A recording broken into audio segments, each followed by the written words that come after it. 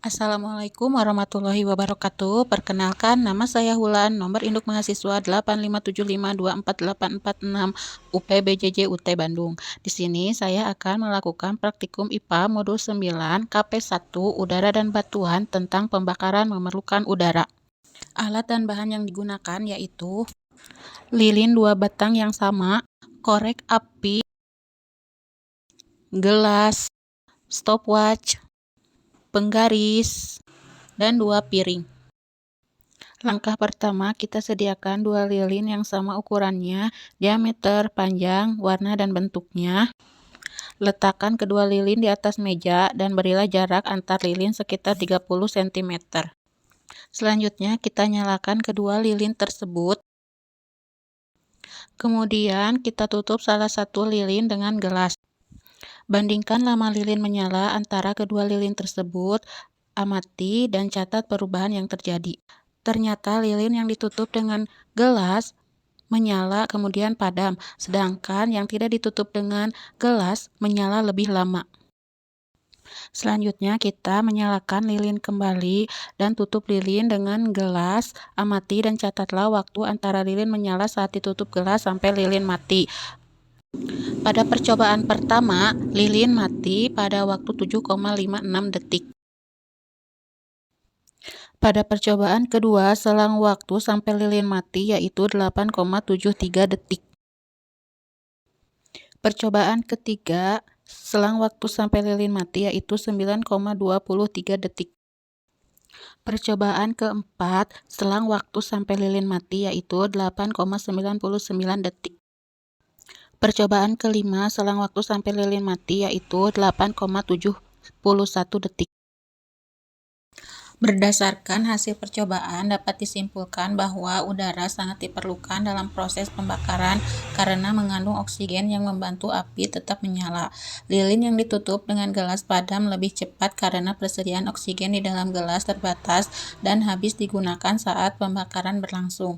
Dengan demikian, udara memiliki peranan penting dalam kehidupan sehari-hari, terutama sebagai pendukung proses pembakaran. Kegiatan selanjutnya yaitu praktikum batuan. Tujuannya 1. Mengidentifikasi berbagai jenis batuan berdasarkan ciri-cirinya. 2. Mengukur massa, volume, dan massa jenis batuan. 3. Mengamati karakteristik batuan terhadap larutan HCl. 4. Mengklasifikasikan batuan berdasarkan proses terbentuknya. Percobaan selanjutnya, kita akan melakukan praktikum batuan. Tujuannya yaitu untuk mengklasifikasikan batuan. Alat dan bahan yang digunakan yaitu beberapa batuan, ada loop, ada gelas beker, ada larutan HCl dari PPC, pembersih porselen, ada neraca lengan, dan ada piring. Langkah pertama, kita amati warna dan bau dari beberapa batuan. Sebelumnya saya sudah mencuci batuan tersebut dengan bersih. Kita ambil salah satu batuan, lalu kita remas, cungkil dengan kuku, dan tarik untuk melihat keras tidaknya batuan. Kemudian kita timbang massa batuan dengan neraca atau timbangan dapur. Lalu mengukur volume batuan dengan cara memasukkan batuan ke dalam gelas yang berisi air di gelas beker. Saya menggunakan volume air sebelum dimasukkan batuan yaitu 450 ml. Pengamatan pertama, saya ambil batuan basal dengan massa 230 gram. Volume air dari 450 menjadi 550 ml. Kenaikan airnya 100 ml. Pengamatan kedua saya lakukan pada batuan granit dengan massa 25 gram. Volume air dari 450 menjadi 460 ml. Kenaikannya yaitu 10 ml. Pengamatan ketiga saya lakukan pada batuan batu kali dengan massa 332 gram. Volume awal dari 450 menjadi 590 ml. Kenaikan volume yaitu 110 ml. Pengamatan keempat saya lakukan pada batuan karang jahe. Saya remas, saya cungkil dengan kuku, ditarik untuk mengetahui keras tidaknya batuan. Karang jahe memiliki bentuk yang keras. Massa batuan Karangjahe yaitu 43 gram.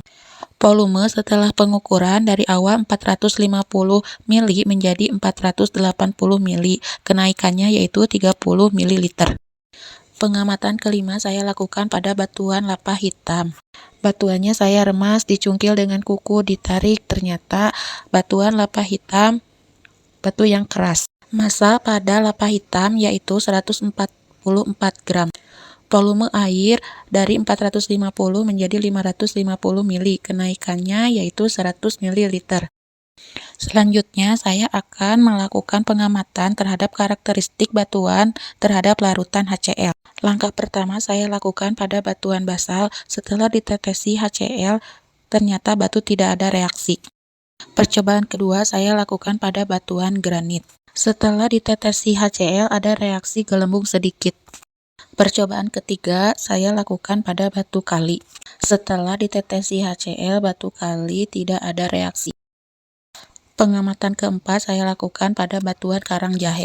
Setelah ditetesi HCl, Karangjahe bereaksi mengeluarkan gelembung-gelembung putih. Pengamatan kelima saya lakukan pada batuan lava hitam. Setelah ditetesi HCl, batuan lava hitam tidak ada reaksi. Selanjutnya, saya akan melakukan pengamatan dengan menggambar beberapa batuan dengan kasar dan melihat dengan lupa. Gambar kasar beberapa batuan. Berdasarkan hasil pengamatan menggunakan lup, batuan tampak berwarna abu-abu kehijauan dengan permukaan yang kasar dan memiliki banyak pori atau rongga-rongga kecil. Tekstur batuan terlihat padat namun tidak rata. Pada pengamatan batu granit, batuan tampak berwarna abu-abu muda dengan bintik-bintik hitam pada permukaannya. Teksturnya kasar dan terdiri atas butiran-butiran mineral yang terlihat jelas. Batuan memiliki bentuk tidak beraturan dengan permukaan yang padat dan keras. Pengamatan ketiga yaitu pada batu kali. Batu ini berbentuk bulat menyerupai opal dengan permukaan yang relatif halus. Warna batu didominasi abu-abu tua hingga abu-abu kehitaman dengan variasi bercak-bercak yang tersebar pada permukaannya. Teksturnya padat dan keras. Ukurannya tergolong sedang dan permukaannya tampak kusam tanpa kilap yang mencolok. Pengamatan keempat yaitu pada Karangjahe. Karangjahe tersebut warnanya putih krem, berbentuk memanjang, tidak beraturan, dengan permukaan kasar dan banyak pori-pori kecil, serta memiliki tekstur berongga. Batuan lapa ini berwarna hitam kecoklatan dengan tekstur permukaan yang kasar dan tidak rata. Struktur batuan terlihat berpori, halus hingga sedang yang tersebar di seluruh permukaannya. Bentuknya tidak beraturan dengan permukaan yang tampak berongga dan bertekstur kasar. Selanjutnya, saya akan melakukan pengamatan batuan berdasarkan asal batuannya, apakah batuan beku, batuan sedimen, batuan metamot, dan mineral. Klasifikasi batuan beku seperti basal, batu apung, obsidian, granit, dan lapa hitam terbentuk dari magma yang mendingin dan mengeras. Batuan ini umumnya keras dan padat. Batu yang memiliki rongga-rongga kecil karena berasal dari lapa yang mengandung gas. Klasifikasi batuan metamorf seperti marmer dan batu sabak terbentuk dari batuan yang mengalami perubahan akibat tekanan dan suhu tinggi dalam waktu lama. Oleh karena itu, batuan metamorf biasanya lebih keras dan padat. Klasifikasi batuan sedimen seperti konglomerat, batu kali, dan Karangjahe terbentuk dari hasil pengendapan material alam. Selanjutnya, klasifikasi batuan mineral seperti kuarts dan akik merupakan bahan alami penyusun batuan yang memiliki bentuk kristal dan sifat khas tertentu. Dari hasil pengamatan dapat disimpulkan bahwa setiap batuan memiliki massa jenis, karakteristik, bentuk, dan tekstur yang berbeda-beda. Batu kali memiliki massa jenis terbesar, sedangkan granit memiliki massa jenis terkecil. Pengujian menggunakan larutan HCl menunjukkan bahwa Karangjahe bereaksi karena mengandung kapur, sedangkan batuan lainnya tidak bereaksi. Hasil pengamatan gambar batuan dan pengamatan menggunakan lup menunjukkan adanya perbedaan bentuk dan tekstur permukaan batuan. Perbedaan tersebut dipengaruhi oleh proses pembentukan dan pelapukan batuan di alam.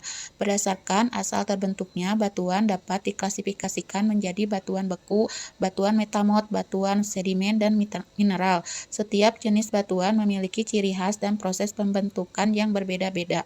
Demikian praktikum yang dapat saya videokan. Terima kasih.